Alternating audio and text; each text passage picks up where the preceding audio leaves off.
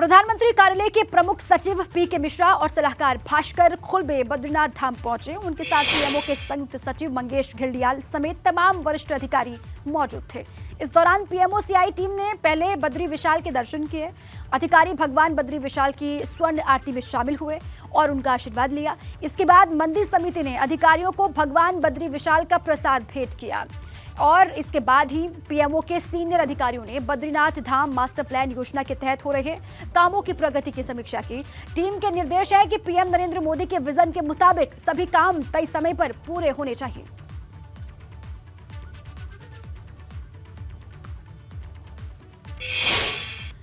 चंपावत में बीती रात से बारिश हो रही है, जिस वजह से पूर्णागिरी धाम मेला मार्ग मलबा आने की वजह से बंद हो गया है। रोड बंद होने की वजह से लोगों को आवाजाही में काफी परेशानी हो रही है। सुबह 4 बजे से टनकपुर पूर्णागिरी मार्ग बंद है। ऐसे में पूर्णागिरी धाम जाने वाले श्रद्धालु बीच रास्ते में फंसे हुए हैं।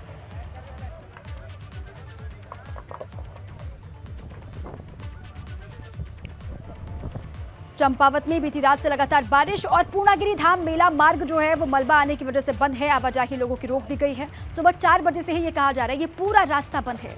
तस्वीर आप देख रहे हैं।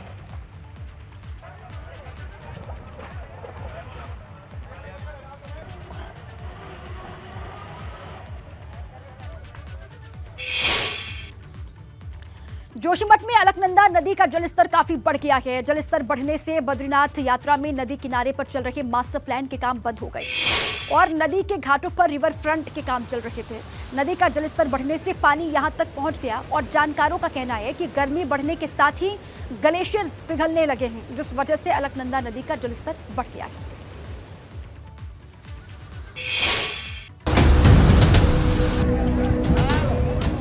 अलकनंदा का बढ़ा पानी बद्रीनाथ के लिए खतरे की निशानी। रिवर फ्रंट का काम बंद, क्या होने वाला है अंत? क्या ये पहाड़ पर किसी अनहोनी की निशानी है? क्या ये बड़े विनाश की निशानी है? क्योंकि अलकनंदा को इतने क्रोध में इससे पहले कभी नहीं देखा जितनी इस वक्त दिखाई दे रही है। क्योंकि जोशीमठ में अलकनंदा नदी का जलस्तर न सिर्फ बढ़ गया है बल्कि अपनी रफ्तार से लोगों के दिल में दहशत बढ़ा रहा है। अलकनंदा में बढ़ते जलस्तर को देख बद्रीनाथ धाम पर संकट मंडराने लगा है, जिसे देखते हुए बद्रीनाथ धाम में मास्टर प्लान के तहत चल रहे रिवर फ्रंट का काम बंद कर दिया गया है। बताया जा रहा है कि भीषण गर्मी से हिमालय में ग्लेशियर पिघल रहा है, जिससे अलकनंदा नदी का जलस्तर तेजी से बढ़ने लगा है, जो बढ़ते बढ़ते ब्रह्म कपाल के पास पहुंच चुका है और अब नदी के कटान का खतरा भी बढ़ने लगा है। दरअसल जब भी उत्तराखंड में नदियों का जलस्तर बढ़ता है, केदारनाथ की आपदा जेहन में आने लगती है। लेकिन इस बार चर्चा बद्रीनाथ धाम को लेकर है, क्योंकि अगर अलकनंदा बेलगाम होती है तो इसका सबसे ज्यादा नुकसान बद्रीनाथ धाम को होगा। बड़ी बात यह है कि इस वक्त 4 धाम यात्रा चल रही है और श्रद्धालुओं का जमावड़ा लगा हुआ है। Bureau report, ABP Ganga.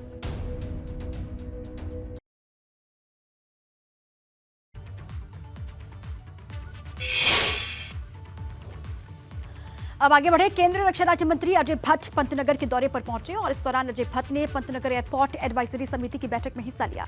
Ajay Bhatt ने कहा कि राज्य और केंद्र सरकार लगातार एयरपोर्ट के विस्तारीकरण पर काम कर रहे हैं।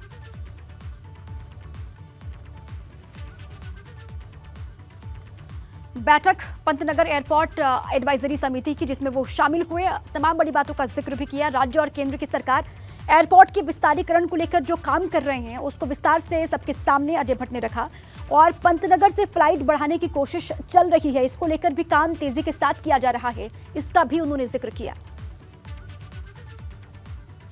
एयरपोर्ट को बड़ा एयरपोर्ट बनाने की कवायद लंबे समय से हम लोग कर रहे हैं। हमारी राज्य सरकार और केंद्र सरकार लगातार इसकी मॉनिटरिंग कर रहे हैं। काफ़ी बड़ी संख्या में हमारे पर्यटक आने लगे हैं, इसलिए सारे दिशा निर्देश तो क्या, सारे अधिकारियों के साथ बैठ के हमने तय किया है तेज़ी से काम करने के लिए। मैंने आज एयरपोर्ट अथॉरिटी को बताया और यहाँ के जिलाधिकारी जो हैं उनको बताया कि सारे लोग मिलकर बहुत तेज़ी से काम करें कि रेवेन्यू को अगर ट्रांसफ़र करना है एक जगह से दूसरी जगह को तो उसकी कार्रवाई जल्दी जल्दी होनी चाहिए रेवेन्यू लैंड को। पंतनगर नगर के बाद अजय भट्ट खटीमा के दौरे पर भी पहुंचे और इस दौरान अजय भट्ट ने मोदी सरकार के 9 साल पूरे होने पर करवाए गए कार्यक्रम में हिस्सा लिया।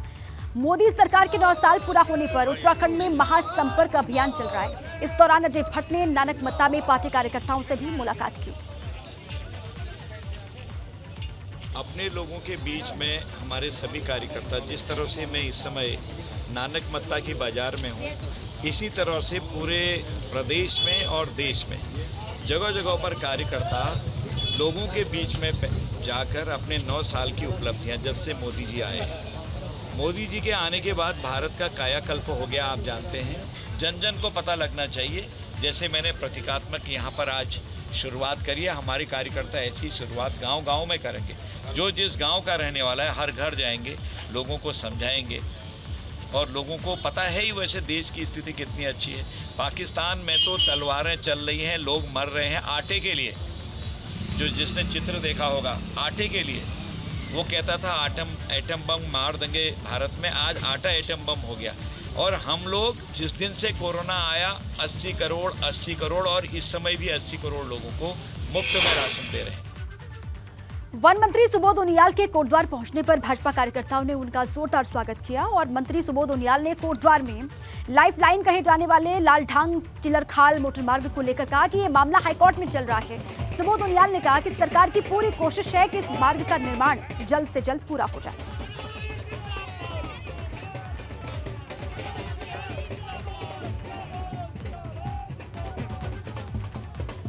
रूप से ये मामला जो कि सर्वोच्च न्यायालय में विचाराधीन है और इस समय हम लोगों का पूरा प्रयास रहेगा कि किसी भी तरह से जो आम आदमी की जो ज़रूरत है वो पूरी हो और उसकी मांग के लिए, क्योंकि आपकी विधायक जी भी बहुत इसको लेकर के चिंतित रहती है और हमारे विभाग भी सकारात्मक सोच के साथ माननीय उच्चतम न्यायालय को इस सड़क के बारे में जितना सकारात्मक रह करके इसके अनुमति मिल जाए, इसके लिए प्रयास करेगा। तो क्या लग रहा है इस बेहतर संचालन में ये जो नवी सरकार में पूरा हो पाएगा? देखिए, हमेशा आदमी को आशावादी होना चाहिए। आशावाद ही सफलता का रास्ता दिखाता है।